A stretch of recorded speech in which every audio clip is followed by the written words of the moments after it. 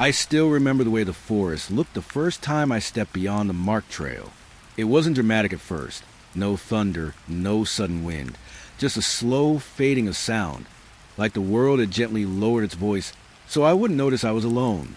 The trees stood too close together, their black trunks rising like silent witnesses in the fog. My flashlight flickered every few seconds, not enough to fail, just enough to remind me it could. Somewhere deep in the woods, something answered with a low, distant crack, like ice shifting under pressure, or bone moving where it shouldn't. I told myself it was wildlife. I told myself it was nothing. But the deeper I walked, the more the silence began to feel intentional. Even the snow beneath my boots seemed softer, as if it was trying not to make a sound.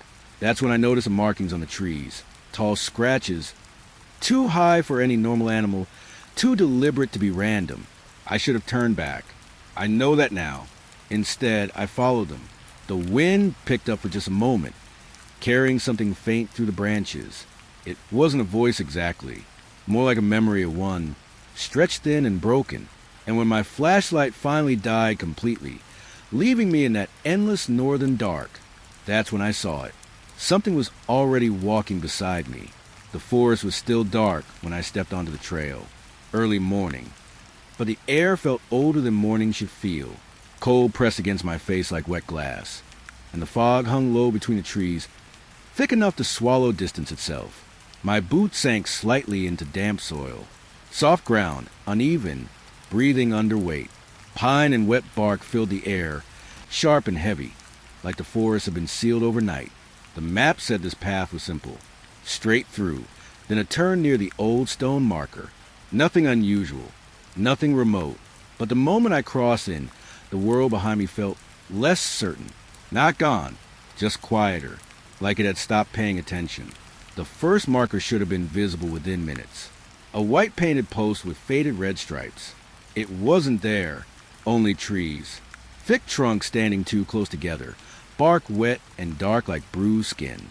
Fog moving between them in slow, uneven breaths. I checked my compass. It spun once, then again, not fast, not broken, just unsure. Nor didn't exist the way it was supposed to. A faint sound drifted through the trees. Footsteps, mine, but slightly behind me. I stopped. The forest stopped with me. Even the wind felt pause, hanging in the branches like it was listening. I turned slowly. Nothing, only fog shifting through broken light.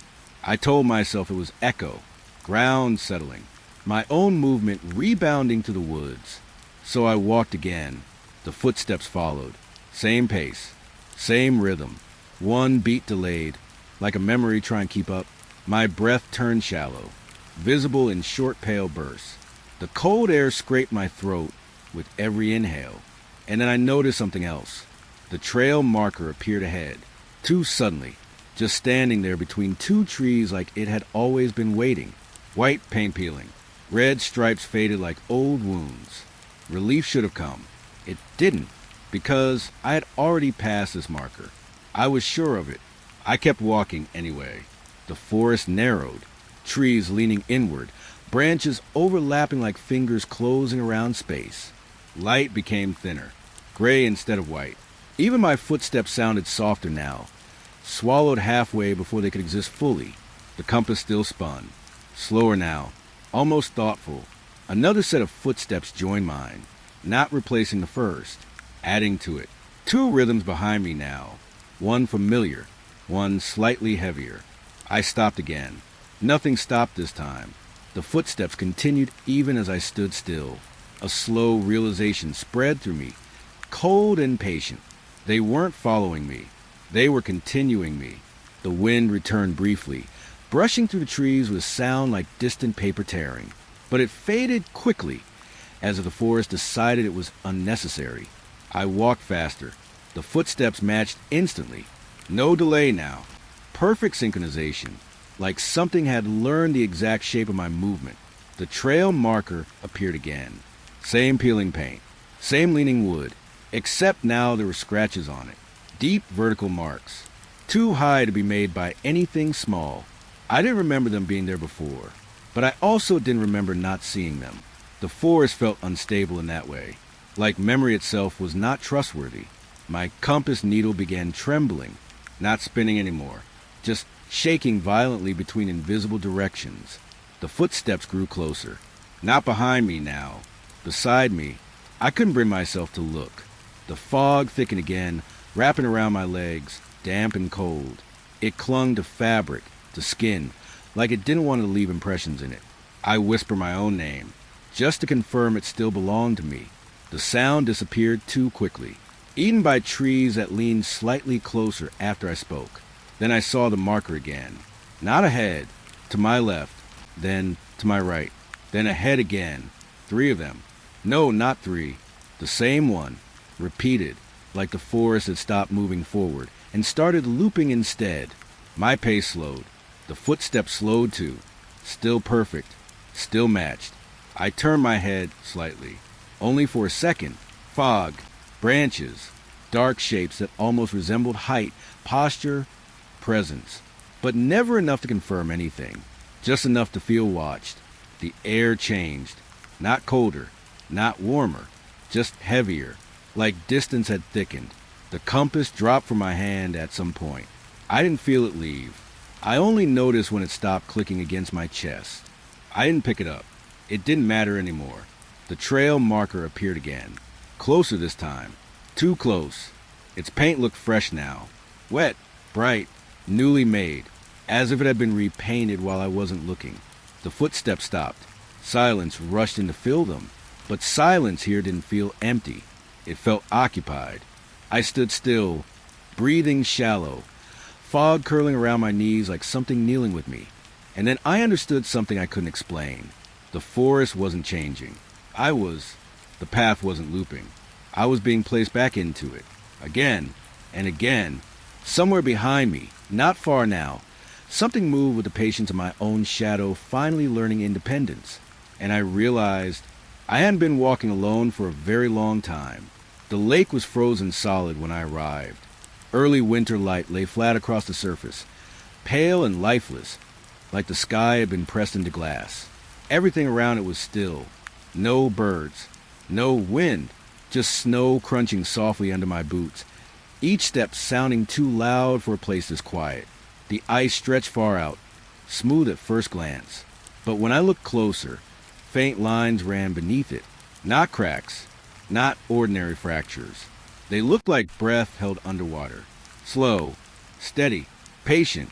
I knelt near the edge, gloved fingers brushing cold air just above the surface. The ice hummed faintly under my touch, a vibration more felt than heard, like something far below was aware I was here. I set up my recorder. The red light blinked once, then again, capturing nothing at first. Just silence layered over silence. But then the static changed. Not random anymore. Structured. Like language trying to remember itself. I leaned closer, breath fog in the air, melting small circles into frost.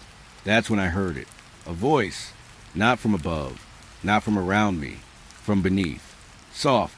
Broken. Stretching through water.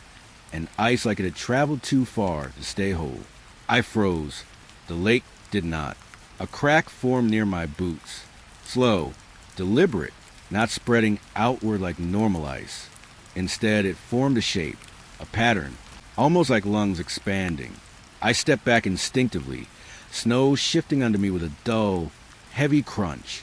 The recorder hissed louder now, not broken, just reacting. The voice returned, closer this time. It didn't form words at first, only rhythm, like tapping from inside a closed space. I pressed my palm to the ice despite myself. Cold burned instantly through my glove, but beneath that cold, a response. A single tap returned. From below, my breath caught. I pulled my hand away too fast, stumbling slightly on uneven ice. The sound beneath didn't stop. It waited, then tapped again. Matching me, I backed away from the shoreline, boots dragging through snow that suddenly felt too soft, too deep, like the ground was losing confidence in itself. The recorder now filled with layered sound. Static, breathing, and something like distant whispering pressed through water. I should have stopped recording, but I didn't. The ice shifted again. not cracking outward this time, rising. A shadow appeared beneath the surface, not fully formed, not human-shaped in any stable way, just presence, dark against frozen light. It moved, but not like something trapped would move. No panic, no struggle. It moved like it was listening, waiting for a reply. I whispered without meaning to, "Can you hear me?" The moment the words left my mouth, the lake answered. Every crack beneath the ice aligned at once. A pattern, a structure, almost like it understood exactly where my voice came from. The shadow below turned slightly, as if it had faced me. My recorder clicked off, not by my action, just silence, absolute. Then the tapping stopped. Everything stopped. Even the wind refused to exist for a moment. And in that absence, I realized something that made my stomach tighten slowly. It hadn't been trapped. It had been beneath the ice the same way I was above it, just separated by something thin enough to listen through. The cabin was not supposed to be there. At least, not according to any map I checked. But it stood deep in the forest anyway. Quiet, old, half swallowed by pine shadows and drifting fog. Wooden walls faded to gray, like memory left in rain too long. A single chimney rising into still air, no smoke, no sign of life.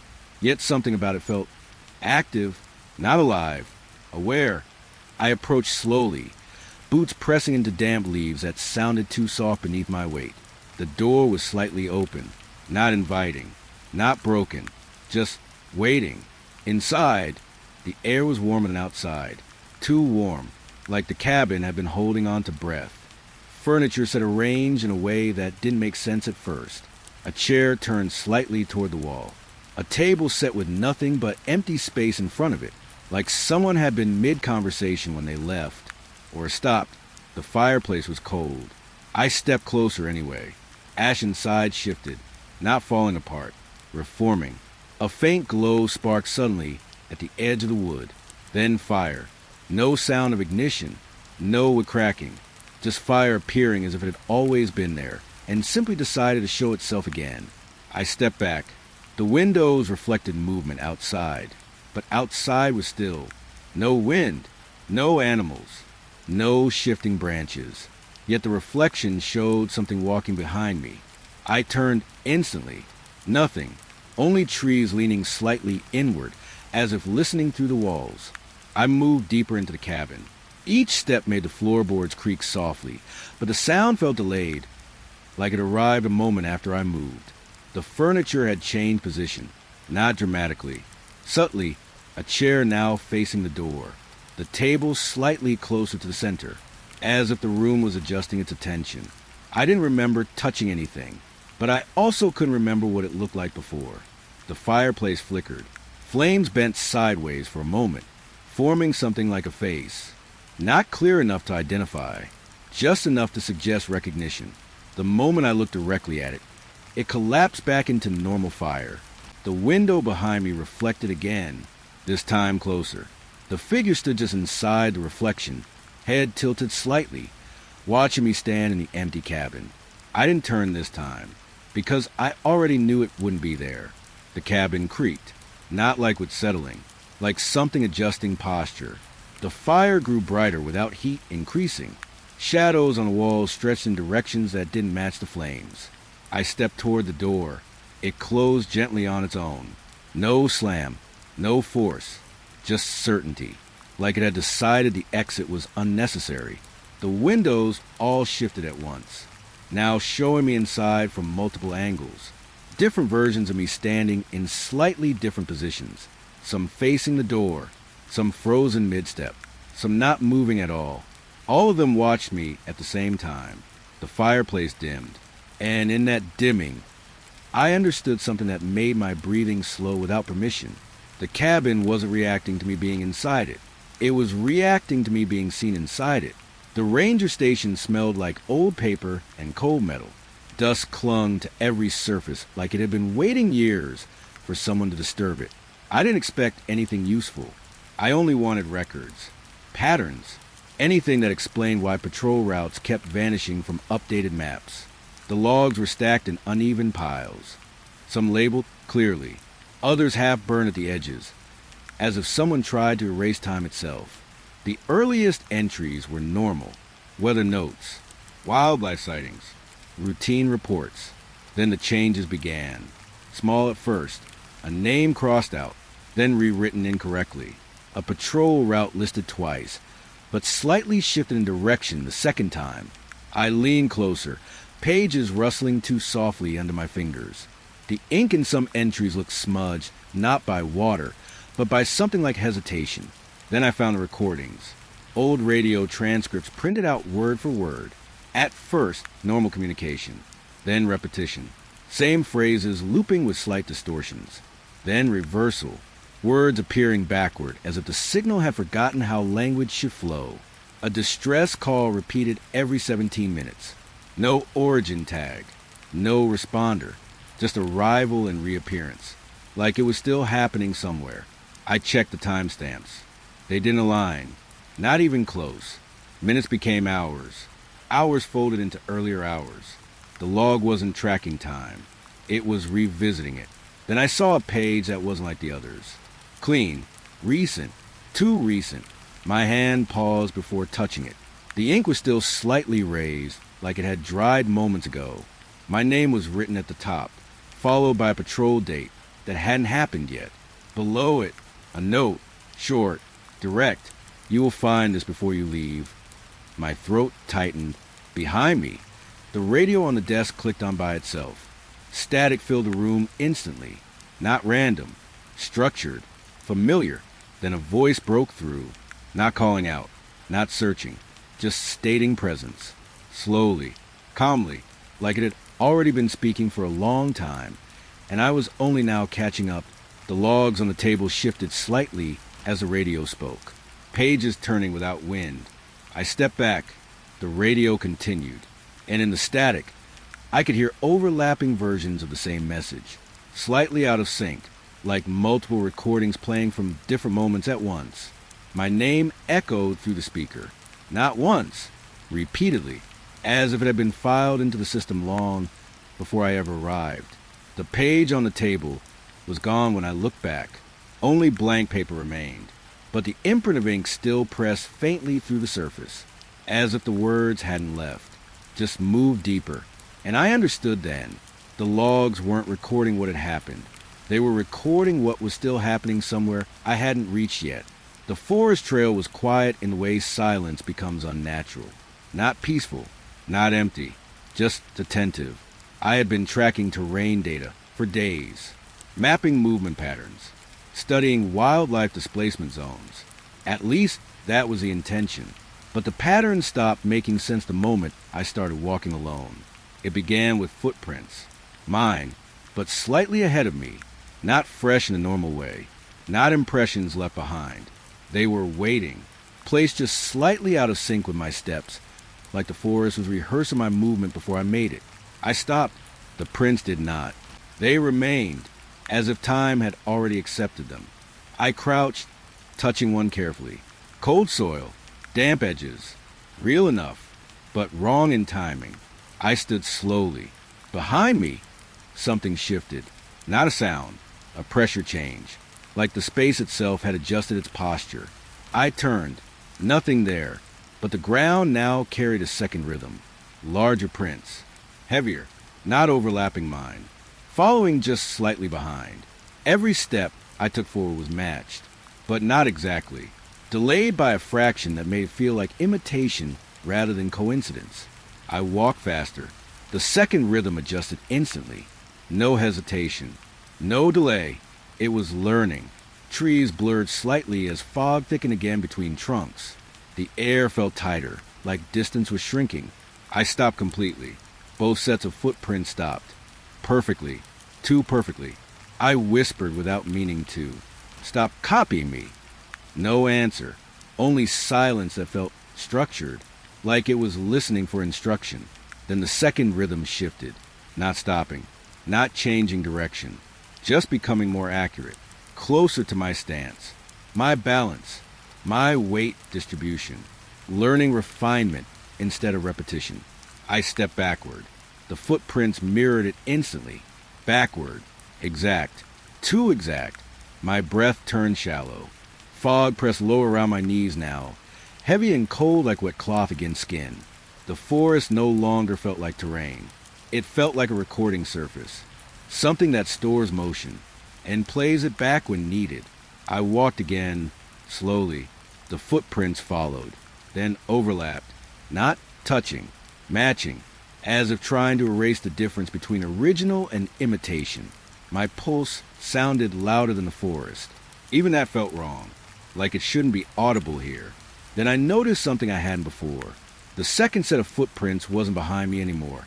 It had shifted slightly to the side, walking parallel, keeping pace like a companion. Or, correction, I didn't look this time.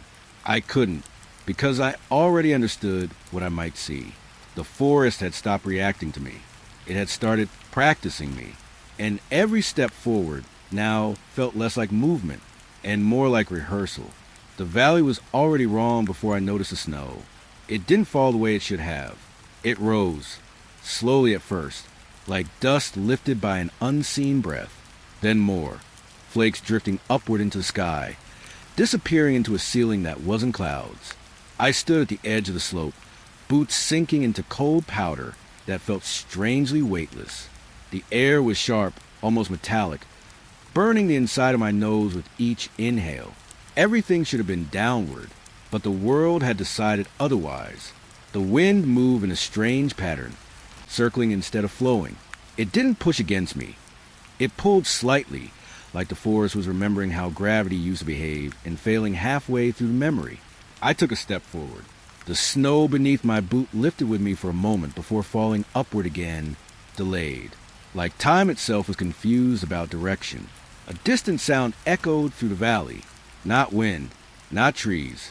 Something like laughter stretched too far. Then silence returned instantly, sharp and absolute. Between the trees, shapes moved, not walking, floating, upside down.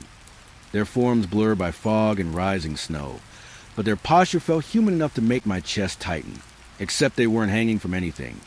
They were simply oriented wrong, drifting through space like the ground had been removed from their logic. I tried to focus on one. The moment I did, it vanished, not moved, erased. The snow around me thickened, rising faster now, brushing against my shoulders before drifting upward past my head. I should have been buried, but I wasn't. I was suspended in something between falling and rising. My breath came out in visible clouds that drifted upward instead of dispersing. Even my own body felt uncertain about direction. Then the sound returned.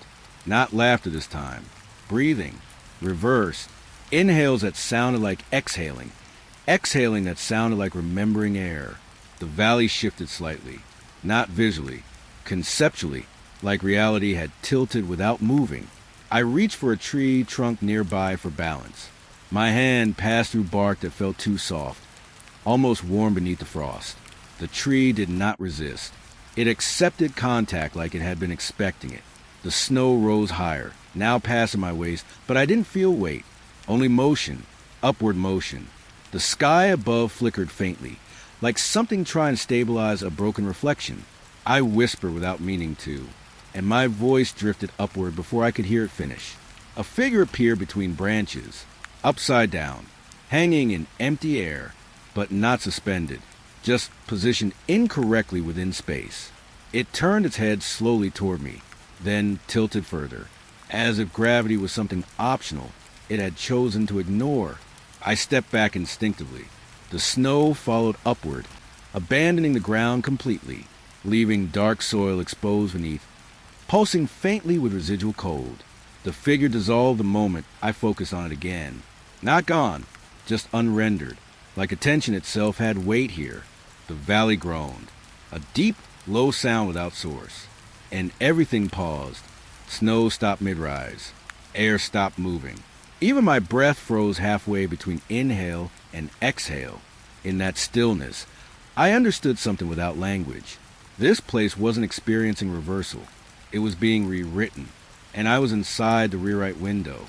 Then everything resumed, faster, snow rushing upward like panic. Finally remembered direction. I ran, but the ground beneath me no longer supported urgency. Each step felt delayed, like my movement was arriving late to my own decision. Behind me, the upside-down shapes returned. Closer now, no longer drifting, watching, waiting for alignment, and I realized up and down were no longer directions here, only states of permission. The wind never truly stopped in this part of the forest. It only changed density. Sometimes it felt like breath against skin, other times like something passing too close without wanting to be seen. That morning, it carried fragments, not noise, fragments, pieces of conversation broken apart and scattered through air like memory torn into threads. I stood still under the trees, listening without meaning to. Words formed and collapsed inside the wind, too faint to hold, too structured to ignore. Then one voice stayed, clearer than the rest. It didn't come from direction. It came from everywhere at once. Soft, controlled, familiar in a way I couldn't place. The forest around me reacted instantly. Birds stopped mid-call. Leaves froze in motion. Even distant branches seemed to pause their shifting. Only the wind continued. Only the voice remained inside it. It spoke again, not louder, closer, as if distance was not part of its limitation. I felt my name inside the air before I heard it fully. Not spoken, reconstructed. The trees bent slightly inward, not from wind, but from attention, like they were listening harder than I was. I stepped back instinctively. The voice followed without delay. I had been waiting. No echo followed it. No continuation. Just certainty. The forest went completely silent after those words, as if sound had been instructed to leave the area. I looked around. Fog clung to the ground in uneven layers, thick and low, hiding the base of trees like they were floating. The voice returned again. Calm, patient, you are closer than before. I didn't respond. Not because I chose silence, because response felt unnecessary here. Like I wasn't part of the conversation structure, only the listening. The wind shifted slightly, not directionally. Emotionally, it felt like awareness brushing past my shoulders. A pressure moved through the branches above me, not physical, intentional, something unseen adjusting its focus. I walked slowly. Each step caused the wind to pause briefly, then resume around me, as if tracking movement patterns. The voice followed, never interrupting, never overlapping, always waiting for completion before continuing. You remember pieces, it said, not a question, a recognition. The trees tightened around the path ahead, narrowing space without moving their roots. I realized that the forest wasn't blocking me. It was guiding me, through sound, through absence of sound. The wind grew thinner, almost non-existent, and yet the voice remained perfectly intact inside it. How long have you been listening without knowing it? It asked softly. I stopped.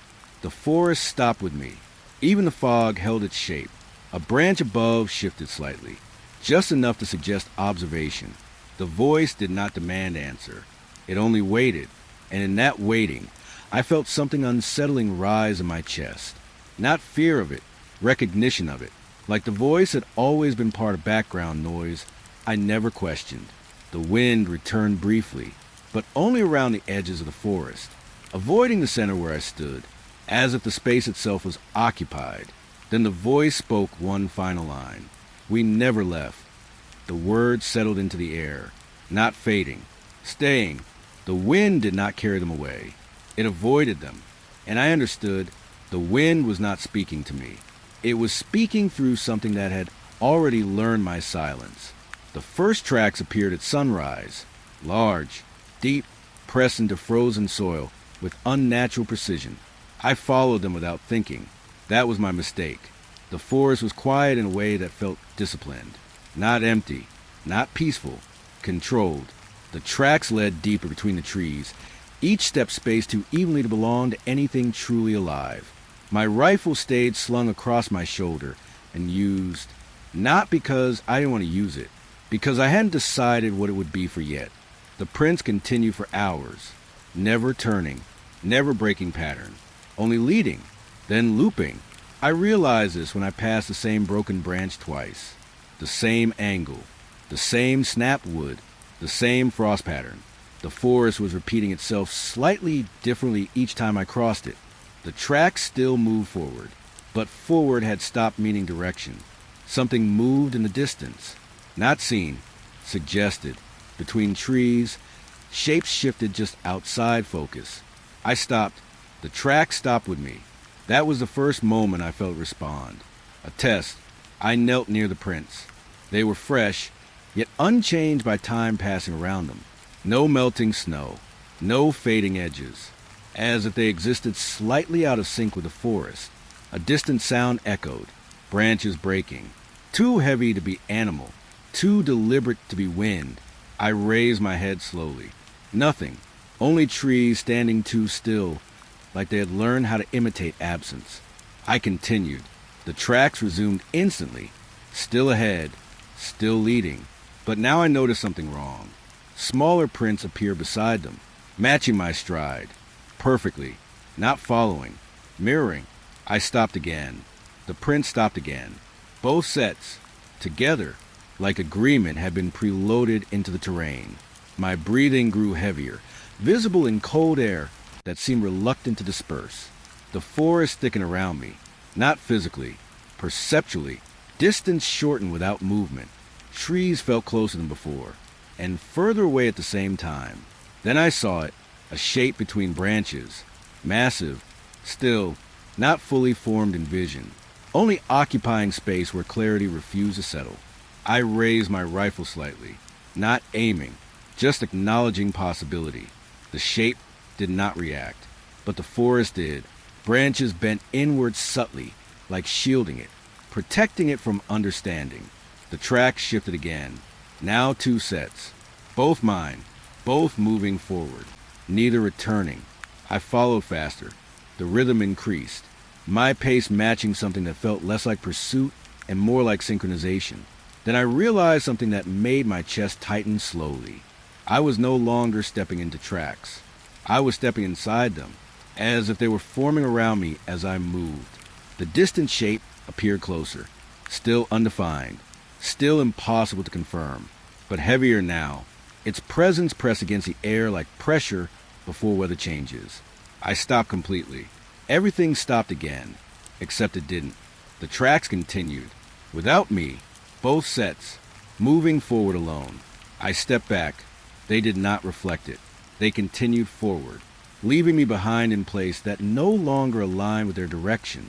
The forest shifted slightly, not visually, structurally, as if a layer had detached.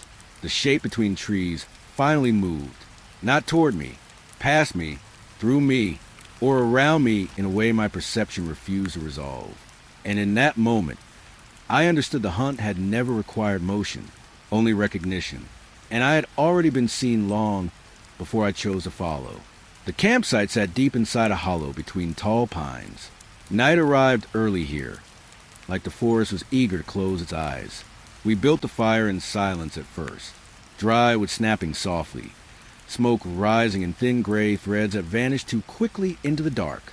The air felt unusually still. Even the usual night insects were absent, as if the forest had asked them to leave. Flames caught slowly, then steadied. Warm light flickered across our faces, carving moving shadows into the trees around us. At first, it felt normal. Too normal. Someone started talking. Small stories, half-finished jokes. The kind you tell when silence feels too heavy. I remember watching the fire instead of the people, because the fire didn't behave like fire.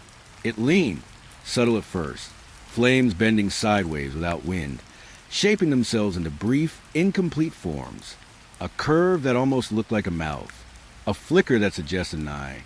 Then it disappeared. I blinked, thinking it was fatigued, but it returned again, more defined this time. A face, not stable, not fixed, just a suggestion held together by heat and movement. The fire wasn't burning. It was observing. Someone laughed nervously, and threw another log in. The flames reacted instantly. They rose higher, not aggressively, but attentively, like it liked being fed attention. The conversation shifted after that. Stories became quieter, more careful. The fire listened without interruption. And when someone spoke a name casually, just a passing mention, the flames flickered sharply, once, as if reacting. Then again, the fire shaped itself briefly into something that resembled acknowledgement. I felt my throat tighten. No one else seemed to notice, or they were pretending not to. The wind outside the circle of light stayed completely still, not even a whisper through the trees. It felt like everything outside the fire had agreed to stay silent. Then the fire spoke, not in words at first, in rhythm, a pattern of crackling that repeated too precisely to be random. Then a voice formed inside it, soft, hollow, stretching through flame like heat given intention. It said a name, one of ours. The person froze. The fire brightened slightly, as if pleased to be correct. No one moved. Even breathing felt inappropriate. The flames leaned again, this time toward the person it named, not reaching, recognizing. The logs beneath shifted slightly, settling in a way that felt intentional. The fire was no longer reacting to fuel. It was reacting to presence. Someone whispered that we should put it out, but no one stood up, because the fire had already decided it wasn't going anywhere. It continued speaking, not constantly, in intervals, like it was waiting for responses we didn't realize we were giving. Every time someone spoke, the flames adjusted shape. Every silence made them grow more stable, as if silence was agreement. I stared into the center of it, and for a moment, I thought I saw something beyond the flame. Not wood, not heat, a space where light was being interpreted into meaning. The fire was not inside the wood. The wood was inside the fire's attention. Another name was spoken, then another. The group grew smaller in feeling, even though no one had moved, like the fire was quietly separating us, identifying, sorting, outside the circle. The forest remained perfectly still. No animals, no wind, no distant sound, only listening. The fire flickered again, and this time it spoke directly to all of us. Not a name, a statement, simple, certain. You are already gathered. No one answered, because answering would have confirmed participation. The flames lowered slightly, as if satisfied, not extinguishing, settling, like it had finished learning who we were. And in that moment, I realized the fire hadn't started when we lit it. It had already been waiting to continue what it began. The forestry site was quiet in a professional way. Clipboards, measuring tools, marked trunks lined in organized rows through dense woodland. We were supposed to be studying growth patterns, but the forest wasn't growing like it should. The tree rings didn't match time. That was the first thing I noticed. Cut samples laid across metal tables under pale daylight. Each ring too irregular, too deliberate. Some patterns, repeated shapes that resembled outlines. Not random geometry. Almost familiar forms. A face, a hand, a path. I leaned closer, though it smelled wrong. Not rot, not decay. Memory, like something stored too long in one place. That night, we left samples outside for cooling. Standard procedure. When we returned, the markings had changed. Not dramatically, but enough. Lines had shifted slightly, forming new connections between rings that hadn't existed before. Someone said it was moisture distortion. No one sounded convinced.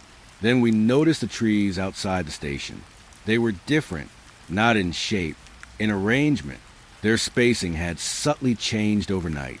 Paths between them no longer matched our recorded maps. It felt like the forest had reorganized itself while we weren't paying attention. One of the researchers called it drift. Another stopped using the word entirely after that night, because it kept happening. Every morning, markers were slightly moved, not broken, relocated, like the forest was editing its own layout. Then we found the bark markings.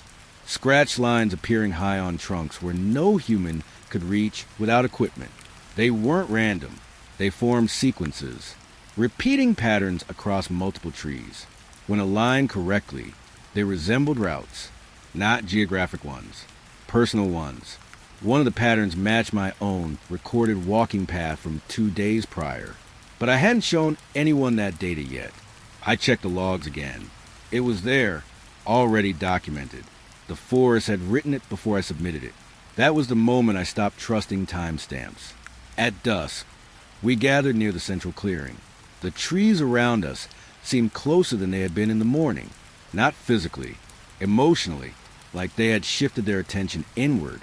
A faint wind moved through the branches, but it didn't disturb leaves. It felt like breath passing through something aware. Then someone pointed, a marking on a nearby trunk. Fresh, wet, forming as we watched. Slowly, the bark darkened and reshaped itself, revealing a pattern that resembled a group of people standing in a clearing. Our group, exactly positioned. I stepped back instinctively. The tree did not react to movement. It continued forming, as if we were not observing it. It was observing us through itself. Another tree followed, then another, markings appearing across multiple trunks at once, each one showing fragments of movement, posture, presence, like the forest was storing us in layers, not remembering, replaying. Someone whispered that we should leave immediately. No one argued, but no one moved quickly either, because the forest felt like it already knew the outcome, and resistance felt like interruption. As we gathered equipment, I noticed something that made my breath slow. The markings weren't only showing us.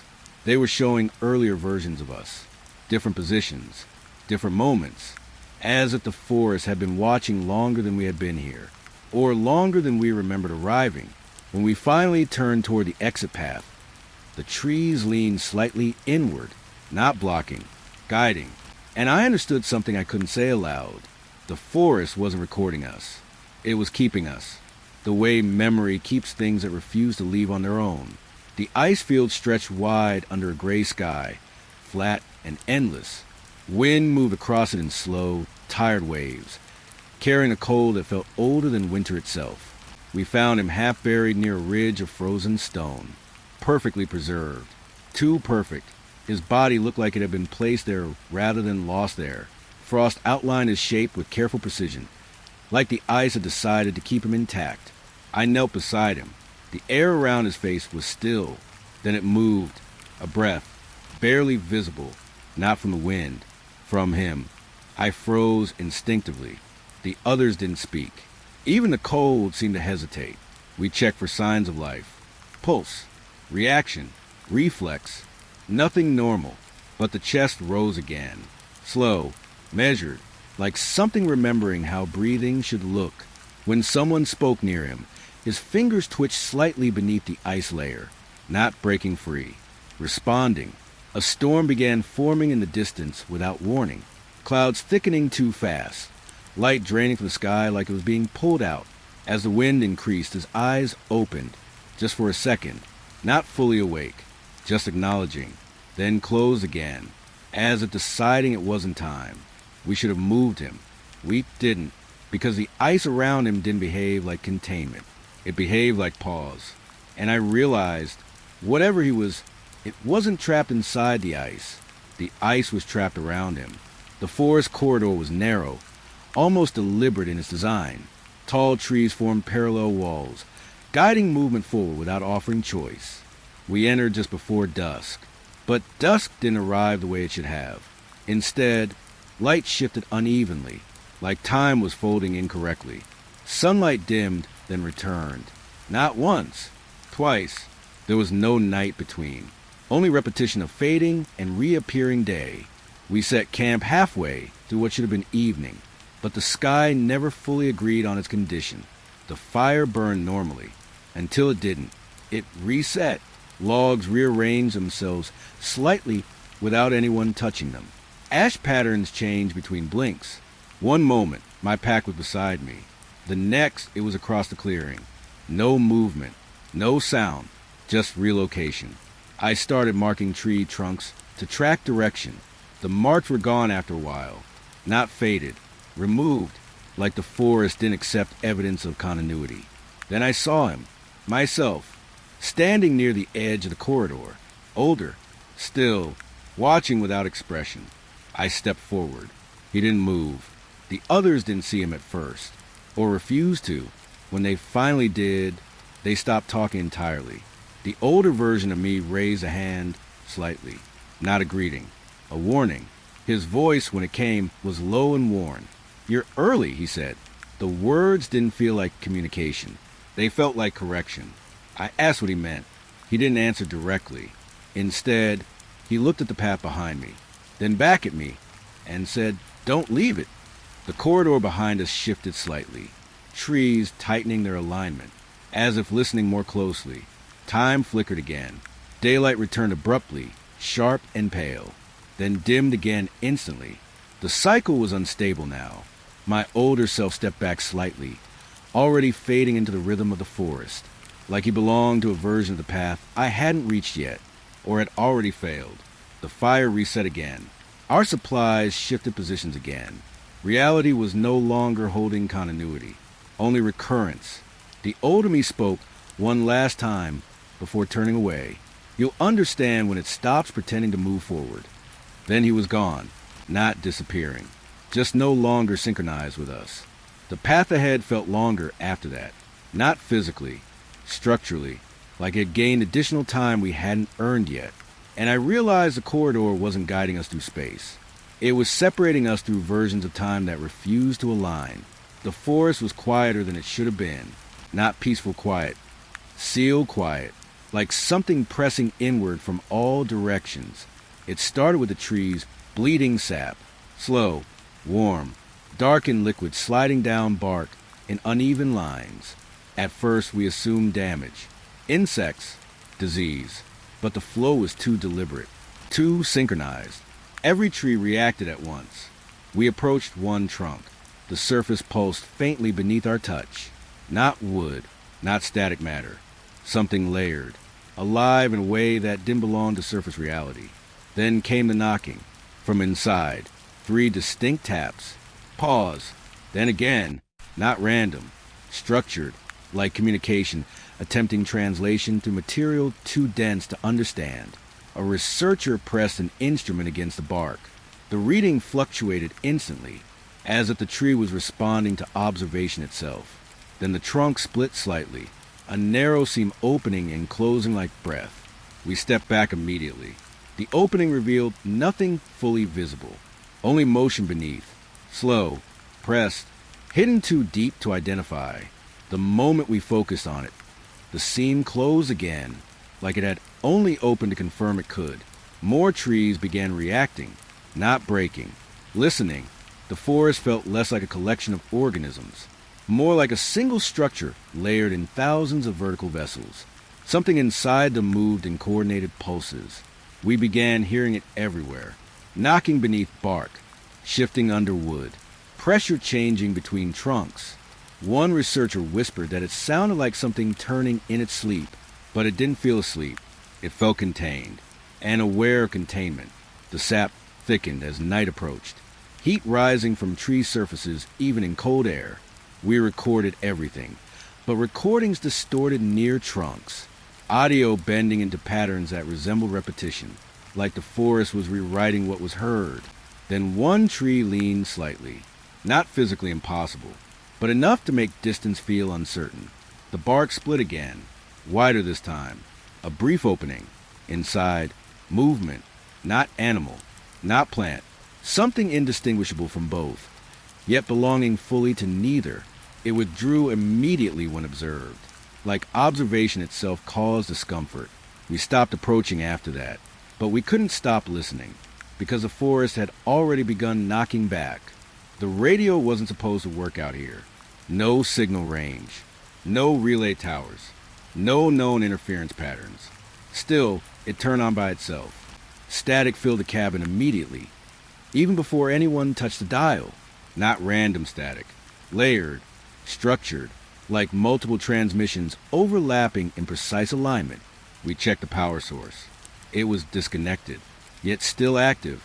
The first message came through hours later, not after tuning, after silence. A voice describing what we were doing in real time. 2 standing near equipment, 1 outside checking perimeter. We hadn't announced positions. We hadn't spoken. Someone moved toward the window instinctively. The radio adjusted instantly. Now looking outside, the voice didn't sound distant. It sounded present, like it was narrating from inside the same room, just without physical form. We tried switching it off. The dial broke under minimal pressure. Still, the voice continued. Midnight brought clearer transmission. Static resolved into speech. Not cleanly, but intentionally.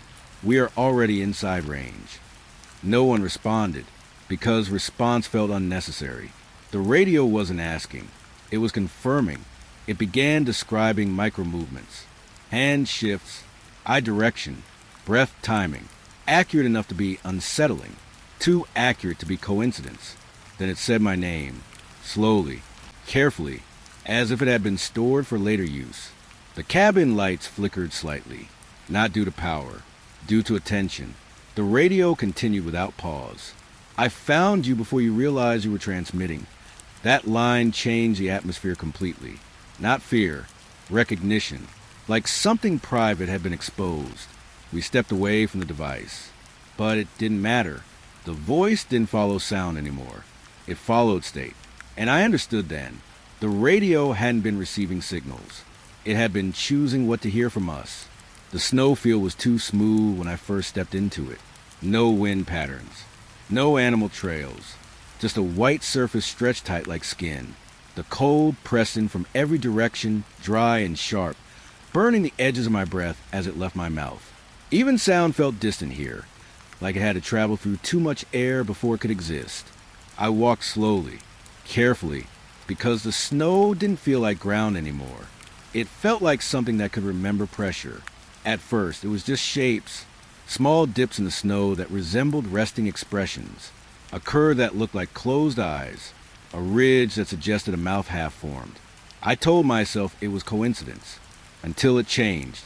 The drift ahead of me shifted slightly, not collapsing, adjusting, like it was becoming aware of its own shape. I stopped. The snow stopped with me. Then, slowly, it formed something unmistakable. A face, not carved, not disturbed, but assembled from pressure and silence. Its features were incomplete, yet recognizable enough to make my stomach tighten. Eyes suggested by shallow depressions, a nose formed by shadowed rise, and it was facing me. I stepped back instinctively. The face remained, watching without movement. The wind picked up briefly behind me, but the drift did not react to it, only to me. Every time I moved, the face subtly corrected its angle, always aligned, always aware.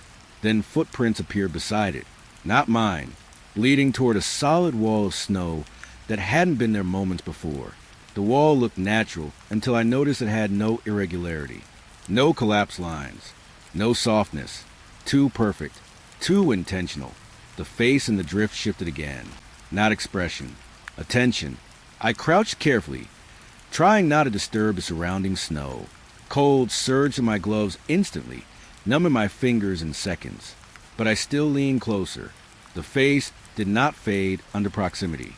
It sharpened, then something beneath it exhaled. A faint release of air rose through the snow, brushing against my skin like a memory of warmth. I pulled back sharply. The drift did not collapse. It held its shape, as if it was sustaining itself through observation alone. The footprints beside it deepened slightly, then stopped. The silence grew heavier, not empty, occupied, and I realized I was not looking at a formation in snow. I was looking at something choosing to remain visible. The first warning came from a settlement that wasn't on any official map, a place between routes, between names. People there spoke quietly, like volume itself might attract attention. They told me about something moving through the forest, not seen directly, only felt an absence. Food stores emptied overnight without disturbance. Campfires burned down without ash patterns. Tracks appeared near structures but never formed direction. Always fragments. Never source. They called it many things, but never the same thing twice. That was the first unsettling detail. No shared description. No consistent shape. Only agreement that something was missing where it passed. I went into the forest alone, not because I believed them, because I wanted to understand inconsistency. The deeper I moved in, the less the world behaved like structure. Distance stopped measuring properly. Landmarks appeared slightly altered each time I looked back. Even sound felt hesitant, like the forest wasn't sure whether it should continue existing in my direction. The tracks appeared after an hour, large, irregular, but not in shape, in suggestion. They implied weight without defining it. I followed them, not because they were clear, because they were the only consistent thing. But consistency didn't last. The track split, then merged, then disappeared entirely, reappearing only when I stopped moving, as if responding to intention instead of motion. I realized something then. It wasn't being followed. It was being anticipated. The forest grew colder without weather change. Trees leaning subtly away from invisible space. Animals were absent, not fleeing, avoiding. I found a clearing where the snow was untouched, perfectly flat. No prints, no disturbance. But something had clearly been there. The air felt compressed, like presence had weight even after departure. I waited. Nothing arrived, but absence grew louder. I began to understand why no one could describe it, because every attempt at definition made it less real, and yet its effects remained precise. The missing food, the erased warmth, the silent displacement of life. Something existed here that didn't need form, only consequence. I left the clearing slower than I entered it, because I realized the forest wasn't warning me about what was coming. It was documenting what never fully arrived. It began with echoes, names spoken into the forest returning incorrectly. At first, it was subtle, a small distortion in sound, then repetition, then variation. I said my name once near a tree line. The forest answered from deeper inside, not with my voice, but with something close enough to be uncomfortable, a version of it slightly misaligned, like memory attempting pronunciation. We recorded the effect. Every name spoken was repeated from further distances each time, not echoed, relocated. The deeper we went, the more the forest responded, not immediately, delayed, as if it had to retrieve the name from storage before returning it. Then the maps changed. We marked locations carefully, but overnight labels shifted, not erased, rewritten. Some places now carried labels that felt personal, not geographic, emotional. One clearing was marked with a word none of us had written, a childhood name I hadn't heard in years. I stopped reading maps after that, because it felt like the forest was indexing us instead of terrain. That night, I heard my name from within the trees, not outside, inside them, repeated softly, correcting itself each time it failed to match memory perfectly. I walked toward it without thinking. Branches parted slightly as I approached, not welcoming, recognizing. The name came again, closer now, and wrong in a way I couldn't explain, like it belonged to someone who had been called that longer than I had. I stopped in a narrow corridor between trunks. The forest went quiet. Then it spoke again, not louder, more precise, as if it had finally found the correct version. And in that moment, I understood. The forest wasn't learning my name. It was deciding which version of me deserved it. The moment I entered the corridor, sound changed, not reduced, removed. The forest became visually identical, but everything else collapsed inward. No wind, no breath echo, no rustle of fabric. Even my footsteps felt absent. I could see movement, but not hear it. I stopped instinctively. Silence did not react. It continued existing without acknowledgement. I raised my hand. It moved through air without noise, like reality had stopped reporting events. I tried speaking. Nothing followed, not even vibration. Only movement of mouth and breath without confirmation of sound. The silence wasn't empty. It was selective.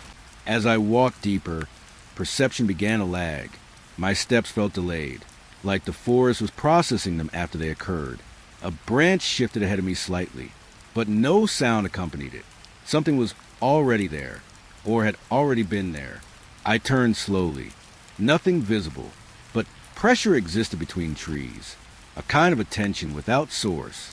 The absence of sound became heavier with distance, not quieter, denser, like silence had mass. My heartbeat felt external, as if I was hearing it through something else rather than from within. I tried to breathe slowly, but even breath felt detached. Not mine, just occurring. Then movement behind me. No sound, only confirmation through vision. Something shifting through space without announcing arrival. I did not turn fully, because turning felt like consent. The corridor extended endlessly, trees repeating its slight variations, but always aligned toward forward motion. There was no way to orient direction here, only continuation. And I realized silence was not the absence of sound. It was a removal of permission for sound to exist. The snow was fresh when I began walking, perfect for tracking. At first, there was only one set of prints. Mine, clear, defined, consistent spacing. But after a while, something changed. A second impression appeared beside them, slightly offset, not overlapping, accompanying. I stopped. Both sets stopped. Perfect synchronization. Too perfect. I crouched down. The second prints matched mine in depth and timing, but not exactly. They carried a slight delay in pressure release, like imitation refined over time. I stood again. They followed instantly. Both sets. I walked faster. The second set adapted immediately.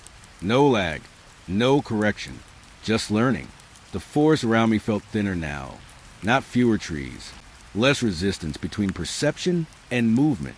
Then I noticed something worse. The second set wasn't behind me anymore. It had shifted, sometimes beside, sometimes slightly ahead, always maintaining proximity, without violating position rules, as if learning optimal placement. I stopped walking completely. Both sets stopped, but only for a moment. Then they continued forward alone. Without me, I turned slowly. The tracks I had made remained, but the second set extended beyond my stopping point. Continuing ahead into forest I had not entered yet, like my movement was no longer required for progression, only observation. And I realized something had learned to continue my presence without needing my participation.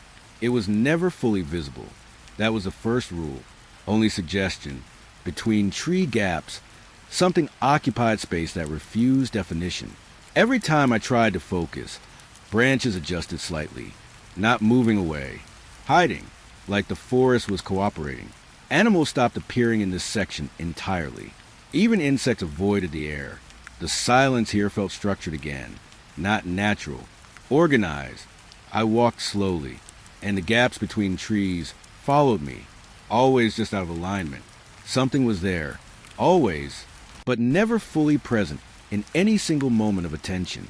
The feeling grew stronger the longer I stayed. Not fear at first. Awareness, like being observed without confirmation of observer.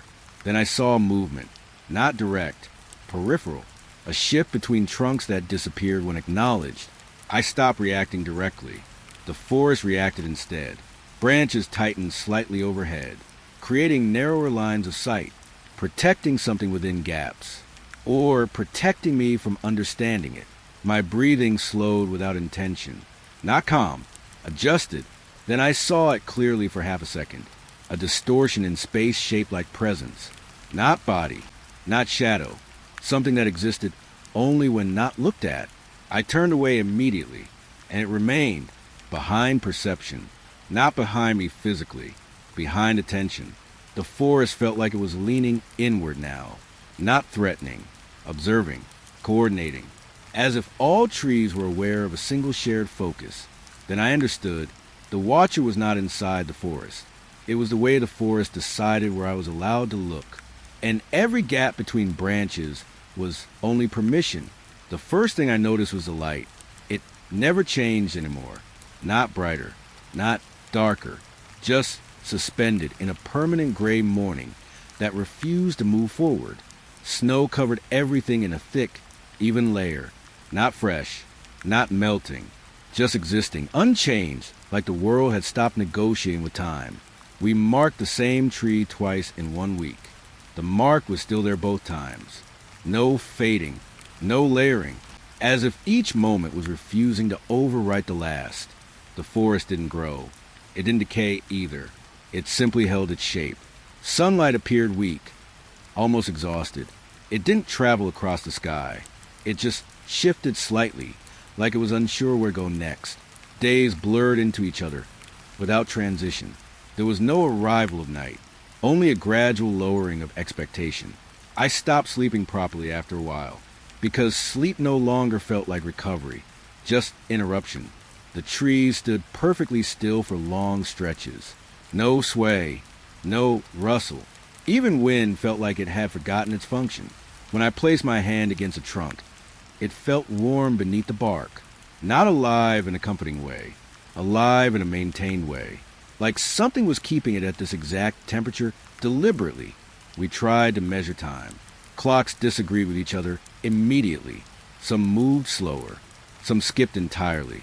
One stopped at a moment we hadn't reached yet. That was when I stopped trusting measurement. The forest didn't feel frozen. It felt maintained, like someone had paused at mid-breath and never decided to resume. And I realized winter wasn't happening here anymore. It had already happened and refused to leave. Sleep started differently here, not as rest, as return. Each time I closed my eyes, I found myself in the same forest. Same trees, same fog, same silence pressed too tightly against everything. At first, I thought it was dreaming. Then I started remembering details between cycles. Details I hadn't noticed awake. The dream didn't change. It repeated, identical, every time. That was the first warning. The voice came only when I stopped trying to control the dream. Soft, close, not loud enough to locate. It spoke without urgency, like it had all the time already. You are still here. I woke up one suddenly, expecting relief, but the forest outside the sleeping area looked familiar, too familiar, like the dream hadn't ended properly. I tried to ignore it. Sleep returned anyway. Same forest, same fog, same voice. Each time I woke, something felt slightly misaligned. My hands didn't feel like they belonged to the same moment I fell asleep in. The voice began appearing earlier each cycle, not waiting for sleep anymore, waiting for transition. It spoke once while I was still aware of the room around me. You are learning the pattern faster now. I sat up immediately. The silence outside the voice felt dense, like it was holding its place in reality. No wind, no sound, just expectation. I stopped sleeping for long periods, but exhaustion didn't behave normally. It didn't build. It cycled, like the forest itself was deciding when I could disconnect. And I realized sleep wasn't escape here. It was continuation under different rules. The compass failed first, not suddenly, slowly. At first, the needle trembled slightly when I held it near the forest center. Then it stopped pointing north entirely. Then it started pointing somewhere that didn't exist on any map. We tried other instruments. They failed in different ways. All at once, not breaking, conflicting. Stars at night no longer matched position. They shifted slightly whenever I looked away and back again, not moving across the sky, adjusting interpretation. Rivers began behaving strangely too, flowing downhill in one section, then uphill in another without visible change in terrain. The forest felt like it had stopped respecting orientation. I walked in what I believed was a straight line, but trees appeared again ahead of me that I had already passed. Not duplicates. The same ones. Recognizable markings still there. The ground itself felt uncertain now, like direction was no longer a property of space, but a perception. We tried using physical markers again. They disappeared overnight, not removed, reclassified, as if the forest didn't accept external referencing. My sense of direction collapsed completely after that. Left and right lost meaning when repeated enough times. Forward stopped guaranteeing progression. And I understood something quietly forming in the background of all this distortion. The forest wasn't confusing me. It was removing the concept of correct. Light became dangerous before I understood why. At first, it seemed like an advantage. Flashlights cutting through dense fog. Lanterns marking safe paths. Firelight holding darkness at distance. But then things began responding to it. Not directly, indirectly. Movement appeared at the edge of illumination, always just beyond reach, not entering the beam fully, avoiding confirmation. We tested it carefully. Dark areas were still. Lit areas were not. Something moved through brightness like it belonged there only partially. Shadows arrived slightly before objects casting them. That was the first impossible detail. We tried tracking it. Every time light swept across trees, shapes appeared for less than a second, not forming properly, suggesting form. The more we illuminated, the more active the space became. until one realization settled in slowly. Light wasn't revealing it. It was attracting it. We turned off all artificial sources. Immediate silence returned, but not relief. The forest felt disappointed, like attention had been withdrawn too suddenly. We walked in near darkness after that, and something adjusted, not leaving, following differently. When I turned my flashlight on briefly again, the reaction was immediate. Movement closer than before. Too close for distance to explain. We stopped using light entirely. But even then it persisted, because now it didn't require visibility. It only required memory of visibility. And I understood, light here wasn't illumination. It was invitation. I returned to the place where everything began, without remembering deciding to. The forest had no clear boundary anymore. No edge. No exit markers. Just continuation in all directions. Everything felt slightly altered, not dramatically. Subtly, like the world had been adjusted after I last saw it. The trees stood familiar, but not identical. Their spacing suggested memory rather than geography. Every step I took echoed softly behind me, even when I stopped, even when I stood completely still. Footsteps continued, not always directly behind, sometimes beside, sometimes slightly ahead, always present. I turned slowly, nothing visible, but presence remained constant, like something had finally achieved permanence without needing form. The forest no longer reacted to my movement. It reacted to my attention.